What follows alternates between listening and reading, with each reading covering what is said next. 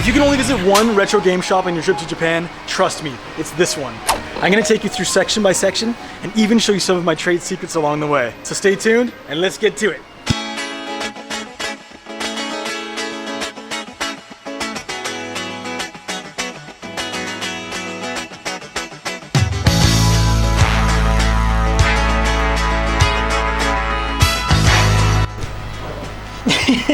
Alright guys, welcome to the show floor. There's so much stuff to browse through in here, but I'm going to start off with the Super Nintendo section.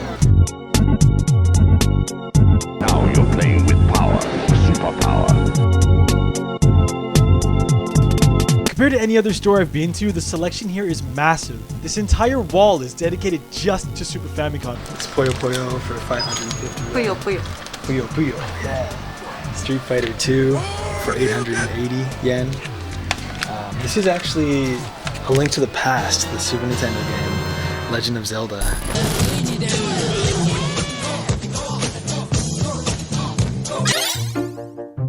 I just want to give a quick shout out to this hard off for having a fully functioning retro game area, just in the open for anyone to come in and play.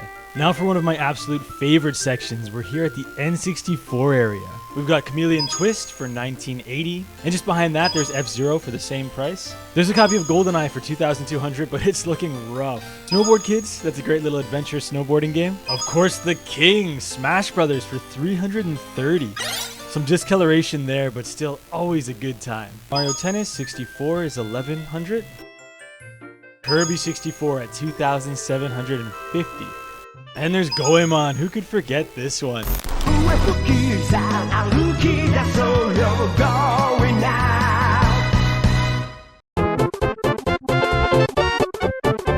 If you step outside of the hard off and then just look to the left here, there's another store called Hobby Off. So guys, what I particularly love about Hobby Off is that this is a paradise for anybody that's into retro collectibles, toys, old games. I think a lot of people pass it up because it's not hard off and they don't have video games. But again, if you like old collectibles, this is the place for you. And get this, they even have a junk section. And guys, check this out. The first thing that I see is this Bowser figure. I remember this was given away for a lottery here in Japan. He was pretty hard to get hold of until very recently. I wonder what they're asking for him. Oh, it's on the bottom of his foot there. 1,100. That's really not bad. Up here, there's like all kinds of board games from popular characters here in Japan. It's, you're almost certain to find Mario or Pikachu or something like that here. And look at this. It didn't take long to find whatever this is. A Pikachu sewing machine for kids. That's strange. We got this Mario balance game. I made a video about this once. It's a super, super fun toy. I'll link that video in this one too. In the glass case of Hobby Off, you can expect to find things like this. Sort of rare collectibles and amiibos. There's Mario on the flagpole, a Kirby clock. All kinds of random and cool stuff. Sometimes you even find things like Pokemon Center exclusives, which are really hard to get. Alright, let's have a look around.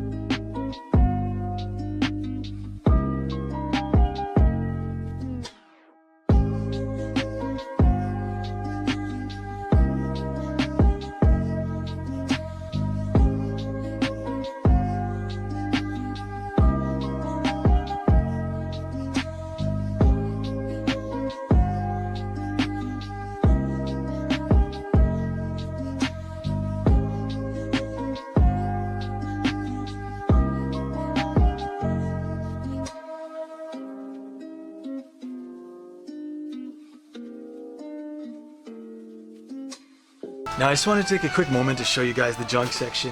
As some of you may know, this is probably my favorite part of any of these stores because you have these crates here that are just full of stuff and you can dig in here for hours.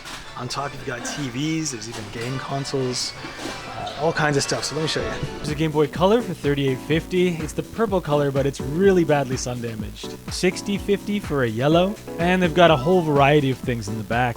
There's a DS Lite for just under 2,000 yen, but it looks like the touchscreen doesn't work, so I think I'm gonna have to pass on it. It has the box though, so it's a pretty cool collector's item. This is the Sharp Super Famicom TV, and I've seen this here for a while now. I came in last year and it was actually 77,000 yen, so it's had a price drop recently. I don't know 100% if it works, but I think the problem with these and the reason why it's stuck around in the store so long is that people in Japan especially don't have a lot of space in their houses. And then of course if you're visiting from overseas, how are you going to carry this thing home? Who remembers these? The DDR dance pads. This one in the box is going for 550 yen. So you can pick that up if your neighbors don't mind. And if they do, there's even this foam mat here. I think you were supposed to put it under the dance mat and it softens the sound of your footsteps. One more little secret that I'll show you is that if you go to the second floor of this specific off house, there's actually a retro corner, which a lot of people don't know about. And in here, you'll find some pretty crazy stuff. It's mostly furniture, but you do find like really, really old collectibles. Check that out right there. That's a Parappa the Rapper like can holder or something. I've never seen that before. And if you didn't come to this area of the store, you would never know it's here. Man, this store is always a good time. The best part is you never know what they're going to have from one day to the next. If this is a store you plan to check out on your trip to Japan, let me know. And I will catch you guys in the next video.